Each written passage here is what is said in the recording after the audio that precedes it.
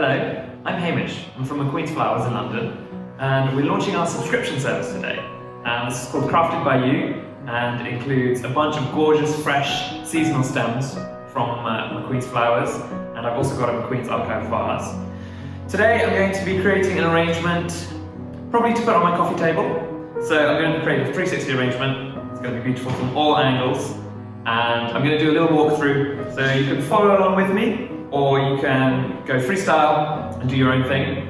I'm going to start by filling up my vase with some water. I'll fill it up about 2/3 of the way. I don't want it completely full. Some of the larger stems might displace some of the water and they'll spill everywhere and make a huge mess. But also, there needs to be enough water for all of the stems to be able to drink. And I don't want to top it up every hour or so. So, about 2/3 of the way full. I'm going to start by putting the pistache in. This foliage is quite woody, it's very long lasting, but because it's woody you might need to use a bit of forearm strength cutting it. Some of the branches are a bit dense, so I might pull a few of the side branches off to thin it out a bit. And I'm just going to sort of place it in the vase, lean it on the side of the vase. I'm creating really a rough matrix of stems that I'm going to slide my other flowers into, so they'll be propped up. And also I'll be able to follow the flow of the branches. Next up, I'm going to put the dahlias in. So I've got these gorgeous cerise dahlias, and they have quite bulky leaves, which I don't think will fit in my arrangement very well. You can leave them on if you want. These leaves at the sort of the higher end of the stem will stay fresh for about a week. They might wilt if they're a bit lower down. But I'm going to take them off because I don't want them bulking up my arrangement. I want it to be a bit more light, so I'll just remove them. Really easy to take off.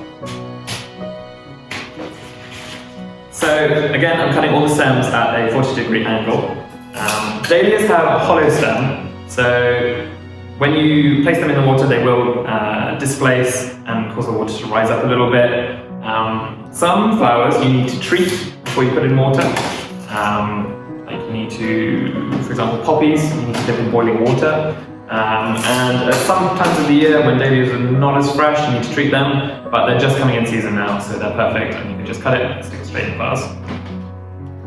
So I'm just following the pistache that I put in earlier, just noting where to put my dahlias, creating a bit of balance. But I don't want it to be too even. I want there to be some groupings and maybe some bits that go out more, in a little bit more.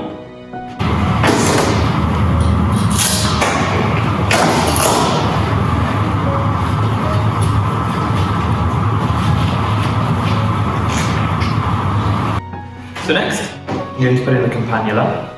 So these have buds going across the whole of the stem.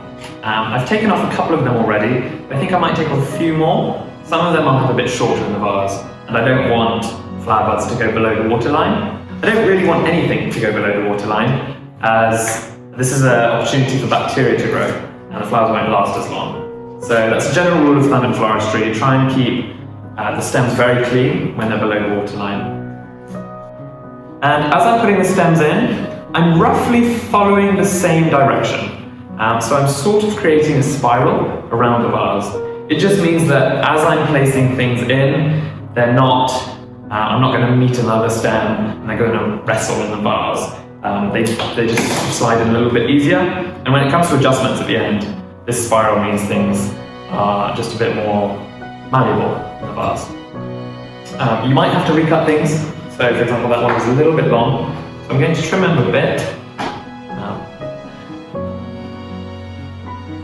This much better.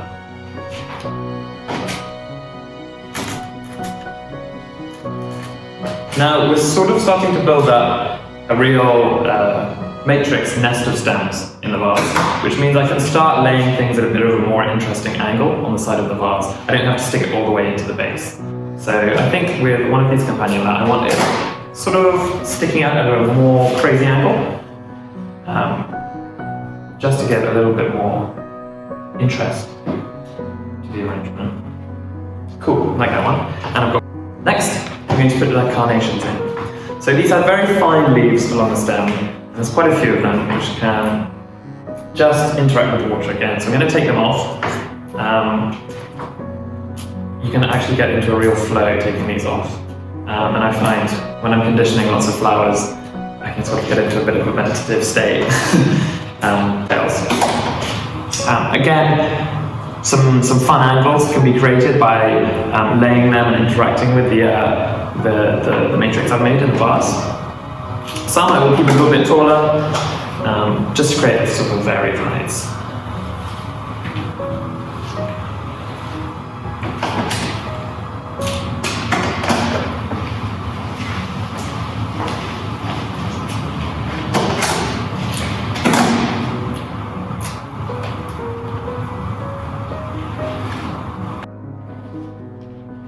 So next, I'm going to add in the tulips. These are some really gorgeous double bloom tulips, so they're going to open really big. So I'm probably going to place them in some spaces which will accommodate for their really large, luscious blooms.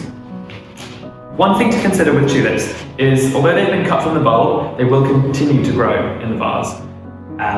This is the same for anemones and some other spring flowers. It can affect your arrangement if you want something really neat and tidy. Personally, I like the fact they grow. It gives a journey to the arrangement. You can watch how the flowers are going to change throughout the week. So I'm going to keep that in mind with my placement of the tulips. Some of them also have a nice organic curve to them. I'm going to try and implement that and bring focus to that curve. I think it's really beautiful. So I'll place a couple lower down in the arrangement, hanging past the vase. It'll bring some detail to the lower areas which I may have neglected. And some of them, wow, this one has two heads on it. Some of them I will place in the centre of the arrangement, allowing them to grow taller, and you can watch them as the week goes the way. I've got my last flower, so I'm going to think about where I'm putting this one. Any gaps, I'm going to take a step back and think about maybe if there's any things I want to rearrange or just jig about. I've got one gap here in particular, which is perfect for my last tulip. Put him in there, ensuring that he actually touches the water. And I'll just make sure that they all sort of flow together. I like this grouping I've got here of taller stems. It gives a shape for the eye to follow with the lower, more droopy, delicate stems and the higher point of this carnation and campanula. So I've finished my arrangement. I'm very pleased with how it looks. I think it'll fit nicely on my coffee table. I'm going to keep in mind with placement some of the factors that could affect the longevity of the blooms. For example, bright sunlight, warmth from a radiator, or even ripening fruit near the flowers can all affect how long they'll last.